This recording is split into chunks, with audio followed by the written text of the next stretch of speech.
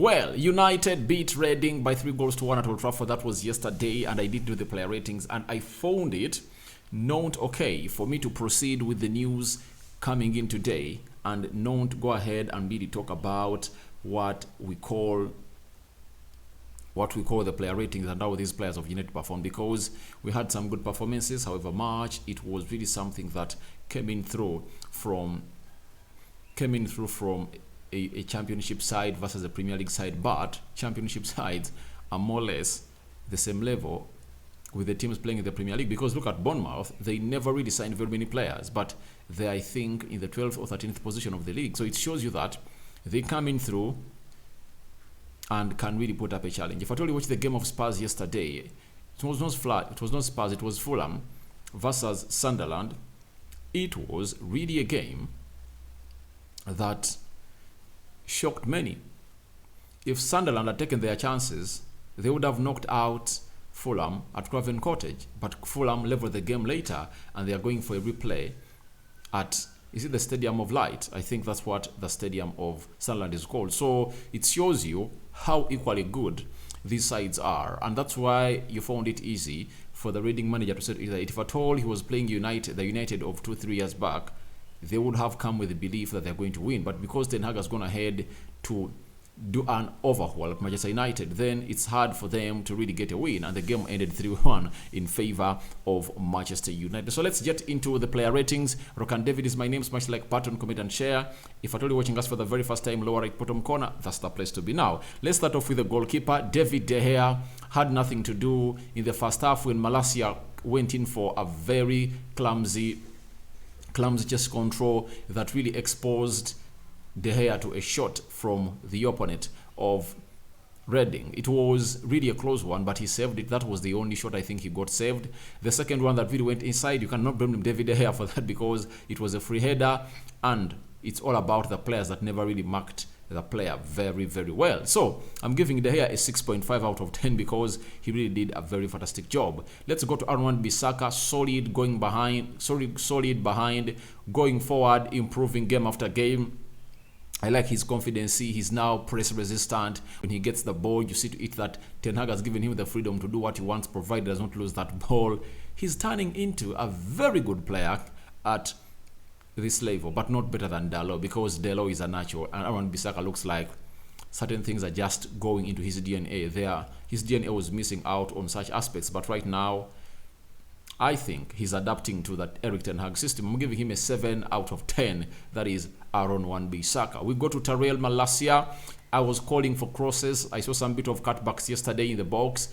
Crosses, trying to bring them in, but we are calling for more. And he was really solid, and he kept his position very well, going forward in the half spaces. He looked really nice. That is Tyrell Malacia, and that means he has a lot to offer for this team of Manchester United. With Luke Shaw ill, he has been there for the club and is going ahead to play very, very well. A 7 out of 10 for me for Tyrell Malacia. Let's go to the central defenders. Victor Lindelof. Yeah, he played very well as usual, and I'm giving him a 6.5 out of 10. Not all that exposed, because Reading played a deep line, and them playing a deep line meant that they never even hit us on the break. I think they only hit us on the break and broke through the high line of United when this guy, is it Mugwedu, who scored that goal for Reading, came on through because he was fast and he beat it on several occasions. So that's when the line was beaten. But I think the rest of the game they had a very easy game, and I'm giving Lindelof a 6.5 out of 10. Harry Maguire, let's go to his game by numbers. I've seen people praising him, but playing against Reading that is not going to press you and not cause damage to you by attacking you like every minute, going toe to toe with you, you expect Harry Maguire to be having these stats.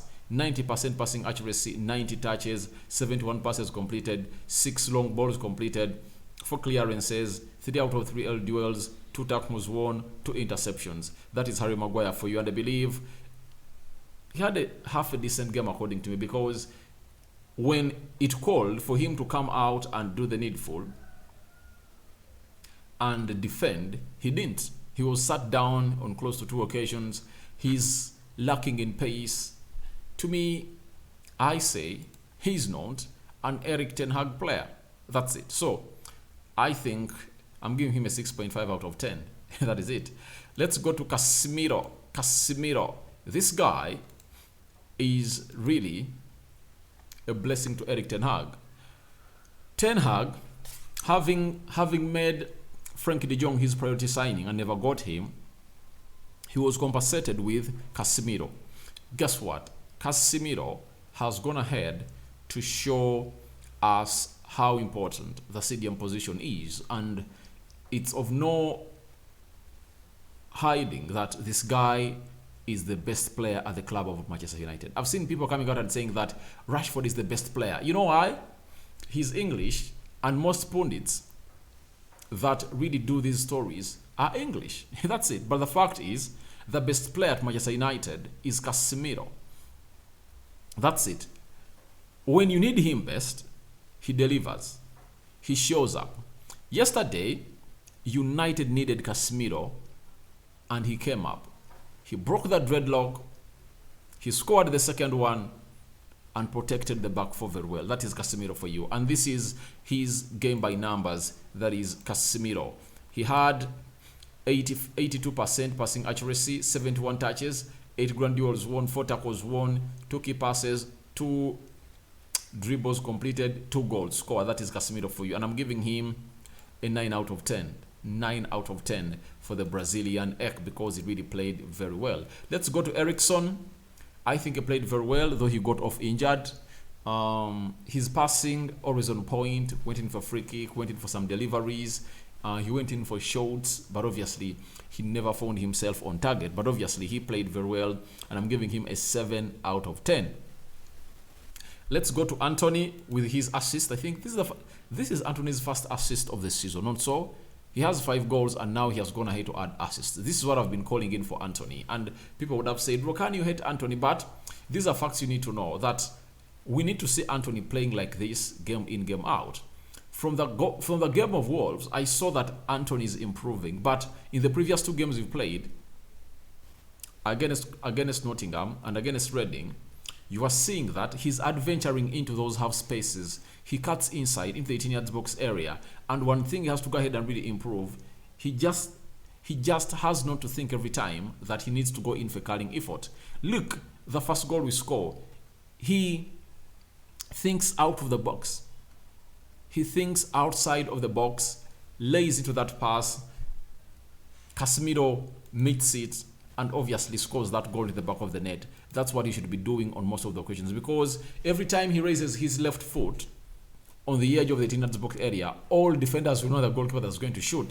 Then let him go for that pass, because in the first half, there was a chance when even Weghorst was showing him that, please, you would have given me that ball, and he went in for a curling effort that really went not even close to the goal. So he played very well. I think he's improving. He's cutting well in. So that's what we want, because I want to see him narrowing that space. The more you narrow the space, the more you become a threat to the opponent. But the more you go wide, you are defending. You are really protecting the team we are playing against. So that is it. That is Antony and his game by numbers: 100% long balls completed, 82% passing accuracy, 70 touches, 8 shots, 4 key passes, 2 dribbles, 1 big chance created, 1 tackle, and 1 assist. That is Antony for you, and he played 90 minutes. Maybe the Samba boy has arrived very, very soon. Now, his rating, 8 out of 10 for me. He really played very well. He really played very, very well. Let's go to Bruno Fernandes, a man who really came in through and really played selfishly, I think, because he reached in several occasions when he was supposed to release Weghorst and he didn't. This is what is missing in this guy's game. He needs to find himself in good positions. That's it. Secondly, he needs not to think of shooting. Think of a cutback in the first half. There is that shot when he went in for a near post. I think it was released by, is it Antony or who released him? Then it reminded me of the chance we got against Man City in the first half. In the same area, the angle is tight and he thought that he could go in for a shot. And he never used his outside foot to shoot. but his inner foot, and that is nowhere near even going inside. I believe if I'm Bruno, I reach that side, I go in for cutback, I take an extra touch, and I go in for cutback. So, though in the second half he came in through and really created an assist for Freddy Rodriguez, who came on through and really did the needful and really scored one goal and put up another one for Casemiro. Now, Bruno Fernandes, 79% passing accuracy, 42 touches completed, 3 key passes, 2 tackles won, 2 crosses completed, 1 long ball completed, 1 assist, and he's now having 5 in 5, 2 assists, 3 goals. Not so? I think in the last 5 games, he scored against Man City, he scored against Crystal Palace, he scored against Nottingham. Those are 3 goals, an assist in the game of Arsenal, and an assist in the game of Reading. That is Bruno Fernandes for you. He's really putting in stats like no other. 8 out of 10 for me.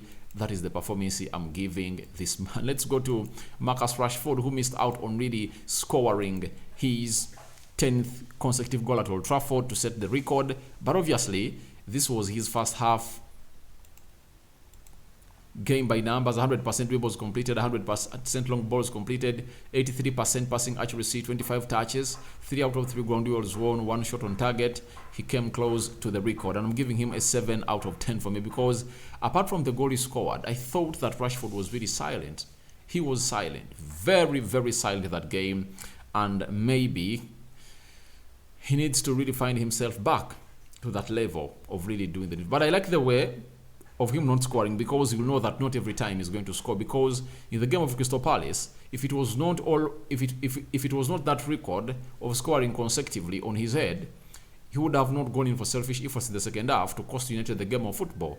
But I believe it is working well for him, and he's scoring very many goals for United, 18 this season, so United so far. So he is nearly going to break his record in the next 2-3 games, because his best season he scored 22 goals for Manchester United. That means Marcus Rashford for you, the English international. Now, let's go to Weghorst. Weghorst played very well. Not very much has created for him.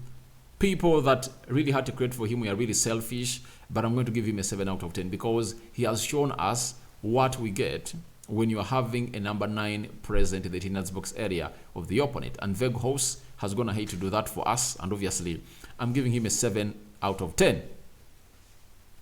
Then let's go to the substitutes. Freddy Rodriguez came on through, played very well with an assist and a goal, and his game by numbers was as follows. This is Fred Rodriguez. That's why I call this the Brazilian massacre. The Brazilians came in through and got the job done. Now, Fred's game by numbers, 97% passing accuracy, 2 key passes, 1 clearance, 1 out of 1 cross completed, 1 assist, 1 goal. That is Freddy. His cameo was really nice because he came on through, I think, was it at the 55th minute, and then he had spent just 3-4 minutes on the field of play, and he really scored that goal. I'm giving Freddy 8 out of 10. 8 out of 10 for me. Scores a goal, creates the second goal.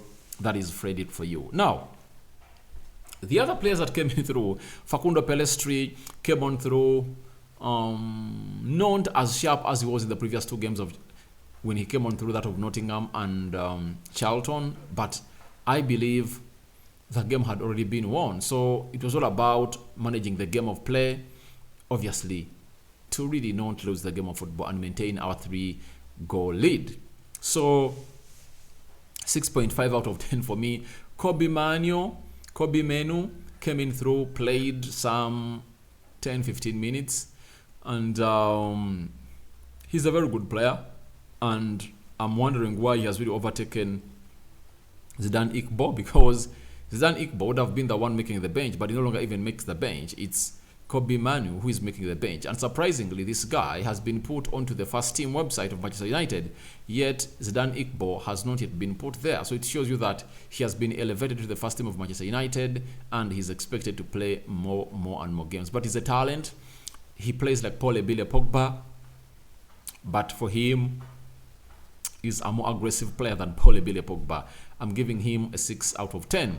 Let's go to Anthony Elanga, 6 out of 10. Never had lots of minutes to play. Veg was taken off and Elanga came on through. Then, which other player came on through?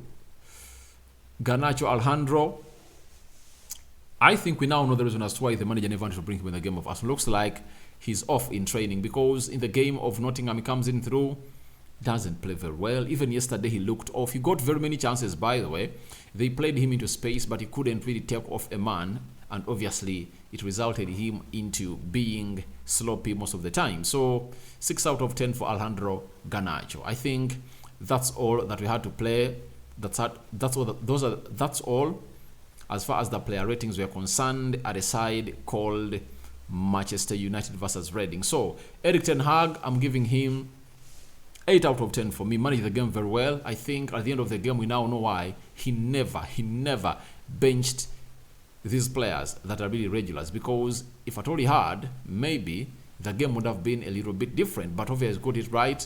I'm giving him an 8 out of 10. My man of the match is Casemiro. I don't know why they voted for Antony, but for me, Casemiro was my man of the match. So your man of the match is welcome in the comment section below, and your ratings too are welcome. May the Almighty Lord bless you abundantly. It's a Sunday, and thank you for keeping it United Matters channel. And I sign out for now. See you later. Second video of the day is coming through next. I'm out.